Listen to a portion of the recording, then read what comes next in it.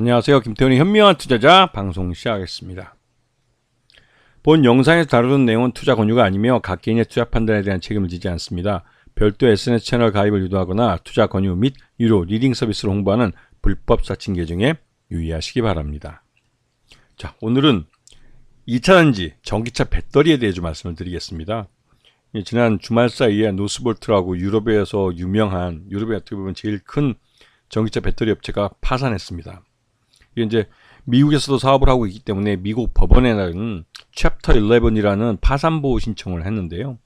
이게 이제 확실히 이제 파산했다는 소리와 마찬가지입니다. 그 전부터 노스볼트는 이제 독일 정부의 보증을 받았기 때문에 독일 정부에다가 지금 사업 내용들을 보고하는데, 지금 실질적으로 그 전기차 캐즘과 경쟁 격화로 인해서 이 전기차 배터리가 제대로 생산이 안 되고 있어서 부채에 대한 이자도 못 갚고 있는 상태라는 걸 보고를 했었고, 관련해서 이 독일에 설치하고 있던 전기차 배터리 공장 그러니까 건설이 중단되기도 했습니다. 그러면서 이미 이 노스볼트의 파산은 예고된 사항이나 마찬가지였는데요. 중요한 점은 이 노스볼트의 투자가 유럽의 자동차 회사를 뿐만 아니라 독일 정부도 투자했고 골드만삭스도 여기에 투자했다는 것입니다. 그래서 여기에 이제 노스볼트의 파산으로 인해서 물려버린 돈들이 꽤 큰 돈이 물려버렸는데요. 이에 대한 이 대책들이 이제 논의되기 시작했고, 당장 BMW나 폭스바겐 같은 이 전기차를 만드는 업체들은 이 전기차 배터리를 안정적으로 공급받아야 될 공급처를 잡아야 될 판입니다. 이게 이제 전기차 배터리 파트너사를 바꿔야 된다는 소린데요. 근데 지금 전 세계적으로 전기차 배터리를 가장 많이 생산하고 있는 건 중국 업체들입니다. 그 외에 중국 업체 외에는 우리 한국의 이제 LG 엔솔과 SK온, 그다음에 삼성 SDI 정도인데요.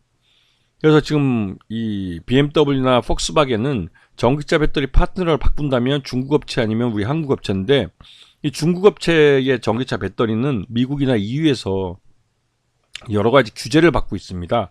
결국은 BMW나 폭스바겐이 전기차 배터리 파트너사로 한국의 전기차 배터리 업체를 선정할 가능성이 높다는 것이죠. 그렇게 되면 특히나 이제 LG 엔솔 같은 경우도 이 파트너사가 될 가능성이 크고, 또 삼성 SDI도 유럽에서 굉장히 이제 공격적으로 물량을 늘려가고 있고, 유럽에 있는 현대차 공장에다 각형 배터리를 납품하기 시작해서 유럽에 대한 생산량 증대에 노력하고 있습니다. 그런데 SK온은 지금 이 전기차 배터리 파트너를 더 늘려가기 위해서 노력하고 있고, SK온도 노스볼트하고는 어느 정도 관계가 있었기 때문에 이 BMW나 폭스바겐의 이런 전기차 배터리 물량을 넘겨받을 가능성도 큽니다.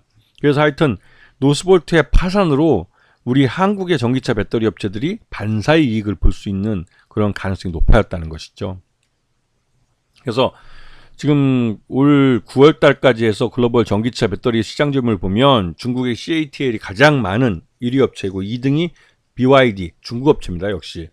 그다음에 3등이 이제 LG 에너지 솔루션인데요. 그리고 이제 4등도 중국 업체고, 5등이 이제 우리나라 SK온, 그다음에 6등이 일본 파나소닉. 근데 파나소닉은 전기차 배터리로 대부분 테슬라에 이 물량이 납품이 됩니다. 그다음에 삼성 SDI가 7등 정도 하고 있죠. 요 노스볼트는 이미 매출은 그만한데 손실액이 점점 늘어나고 있어서 이게 가장 큰 문제였었죠. 그래서 왜냐면 이제 지금 전기차 배터리 공장들을 한참 짓고 있었기 때문에 공장을 짓다가 부도가 난 겁니다. 그런 부분 때문에도 이제 노스볼트의 손실이 굉장히 커진 거죠. 미국 법원에 파산 신청을 했는데 부채만 58억 달러로 말 당한 거죠. 네. 자, 골드만삭스도 노스볼트에다가 투자를 했다가 약 한 1조 2천억, 그러니까 88억 9천만 달러 정도를 물렸습니다. 꽤 큰 돈인데요. 그래서 한 1조 2천억 정도 물려버린 거죠. 그리고 여기에 이제 노스볼트 CEO는 파산보호 신청을 하자마자 바로 하루 만에 그냥 사표를 던져버렸습니다. 지긋지긋하겠죠. 자, 요번 상반기 안에 전기차 판매율을 보게 되면 그래도 이제 테슬라가 나름대로 좀 많이 판매를 했고, 그다음에 BYD, 그다음에 볼보, 그다음에 BMW, 거리, 그러니까 중국 업체들입니다. 이렇게 이제 중국 업체들 이렇게 많이 판매들 하고 있고, 그리고 이제 현대차는 한 5, 6, 7 정도 돼 있죠, 브랜드로는. 그리고 이제 그 외에 이제 이 상반기 내에 그 중국 시장에서 이 전기차 판매량을 보게 되면 그래도 이 BYD가 그래도 꽤 많은 수량을 차지하고 있고, 나름대로 테슬라가 요번에 많이 치고 나간 겁니다. 2024년에 그 선방을 한 거고, 그 BYD가 요번에 2등으로 완전히 밀려버린 모습인데, BYD는 그래도 중국 시장을 배경으로 하고 있기 때문에 중국이 이제 전기차 보조금을 이제 중단하다시피 했습니다. 그래도 될 만큼 중국의 전기차는 워낙 싸게 팝니다. 보조금 필요 없이도 그 중국 사람마저도 소비할 수 있을 정도의 가격대에 떨어졌기 때문에 가장 먼저 전기차 대중화 시대를 맞이한 건 아마 중국이라는 말이 있을 정도니까요. 그래도 이제 중국 업체들 이제 전기차 분야에서 굉장히 큰 경쟁에 서로 간의 경쟁이 붙어 있는 상태죠. 자, 그리고 미국 전기차 시장에서 올 상반기 기준으로 테슬라가 30만 대를 팔았고, 현대차가 5만 9천 대, 거의 6만 대 가까이 팔면서 포드를 제꼈습니다. 이게 이제 현대차 그룹이 이제 현대차와 기아를 합쳐서 이 정도 판 건데, 이거는 올 상반기까지만 해도 현대차 그룹은 그 IRA에 따라서 보조금, 전기차 보조금을 한 푼도 못 받은, 즉 이게 이제 그 거의 뭐 그 예외를 인정받는 게 그 리스차인데, 리스차 분야에서만 이 정도 포드를 제끼고 이 정도 차지했기 때문에 그 말 그대로 현대차 그룹은 대단한 기록을 낸 겁니다, 올 상반기에. 그리고 포드나 GM이나 미국 전기차 회사가 외국 차인 현대차에 이렇게 발렸으니까, 이게 실제로 IRA에 이제 지원을 받는 11월 달부터 이제 그 현대차의 그 조지아주 전기차 전용 공장이 가동을 시작하면서 이제 미국 내에서 전기차를 생산하는 시대가 됐고, 그 차를 미국 정부가 주는 전기차 보조금을 받으면서 미국 시장에 내놓기 때문에 올 하반기에 테슬라의 전기차 시장 점유율을 현대차가 갉아먹을 수 있다는 말들이 나옵니다. 그래서 내년에 일론 머스크가 이제 그 트럼프 2기 내각에 들어가면 제일 먼저 손볼 게 현대차라는 말이 나오죠.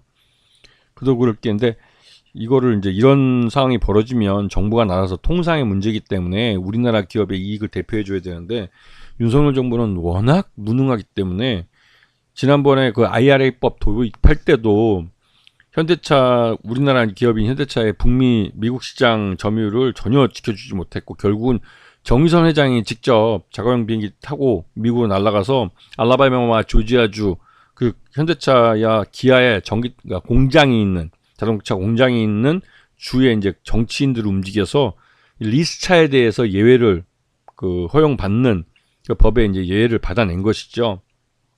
그렇게 해서 59,980대를 만들어낸 겁니다. 근데 이번에 이제 일론 머스크가 자기 테슬라를 가장 위협하는 자동차는 현대차를 이제 찝었기 때문에, 현대차는 어떤 식으로든 미국 시장에서 그 보복을 당하거나 하여튼 이 통상적인 면에서 불이익을 받을 가능성이 크죠. 이럴 때 이제 정부가 나서서 이 우리 기업의 이익을 대변해야 되는데, 지금까지 윤석열 정부가 해온 거 봐서는 그런 걸 거의 기대하기는 어렵다는 생각이 듭니다. 워낙 무능해서요. 자, 이런 상황에서 지금 2차전지 밸류 전체에서 지금 이 저가 매수세가 유입되고 있습니다. 그도 그럴 게, 지금 지난주까지 이 전기차 관련해서는 뭐 트럼프 2기 정부가 들었으면 제일 먼저 이 IRA법부터 없애버릴 거다. 왜? 이 트럼프 정부는 감세를, 우리 윤석열 정부와 같이 이제 감세 정책을 내놨는데, 이 감세를 하려면 정부에서 나가는 지출도 줄여야 됩니다. 그 지출 중에 가장 쉽게 내릴 수 있는 건 이런 전기차 보조금 같은 정부의 보조금들이죠. 그래서 이러한 보조금을 줄이는 건 그러니까 납세자인 그 미국 시민들의 그 세금 부담을 경감시켜주는 그런 쪽으로 결과를 만들 수 있기 때문에 이 감세 정책을 내놓으면서 또 한편으로 이러한 정부 보조금을 줄이는 쪽으로 정책을 가져갈 가능성이 큰 거죠. 그렇게 되면 우리 기업들은 그 비싼 돈 들여서 또 비용도 많이 들어가면서 미국에서 조지아주에서 전기차를 직접 생산할 메리트가 별로 없는 거죠. 왜냐면 이 미국 정부의 세제 혜택이 없으면 미국에서 생산해서 미국에서 판다 할지라도 거기에서 나오는 수익은 거의 없습니다. 왜냐면 워낙 이런 원가에 대한 부담도 크고, 미국은 자동차 시장도 완전 경쟁이기 때문에 테슬라와 이미 그 전기차의 모델 개발비가 다 뽑혀진 그건 옛날 모델의 그 테슬라 전기차와 현대차의 지금 현재 쌩쌩하게 디자인돼서 지금 가장 최신 디자인 유행을 반영한 전기차 모델, 이건 가격 차이가 날 수밖에 없는 것이죠. 그래서 이 판매가 어떻게 될지 그게 좀 궁금해지긴 한데, 일단은 뭐가 됐든 간에 그 먼저 그런 악재들을 반영을 해서 주가 많이 흘러내렸던 2차 전지주들이 그 노스볼트의 파산으로 인해서 이 유럽 전기차 업체들의 새로운 파트너를 잡아야 되고 그거에 대한 반사이익을 얻을 거다. 즉 규모의 경제, 수량이 늘어나면 그거에 따라서 비용도 줄일 수가 있는 것이죠.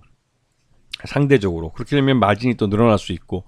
그래서 지금 유럽 업체들, 유럽 전기차 업체들의 새로운 파트너사로 우리 LG 에너지 솔루션과 SK온, 삼성 SDI가 유력하게 거론이 되면서 여기에 협력하는 뭐 공정 장비나 검사 장비, 자동차 장비, 뭐 후공정 모두가 다 오르고 있는 상황입니다.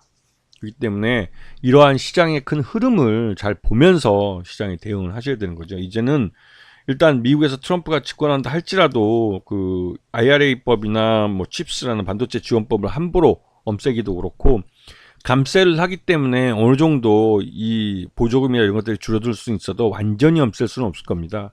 그런 면을 잘 감안을 해서 이제는 한번 이 전기차 업체들도 그렇고 한번 사볼 만한 가격대가 되지 않았나 하는 생각이 좀 듭니다.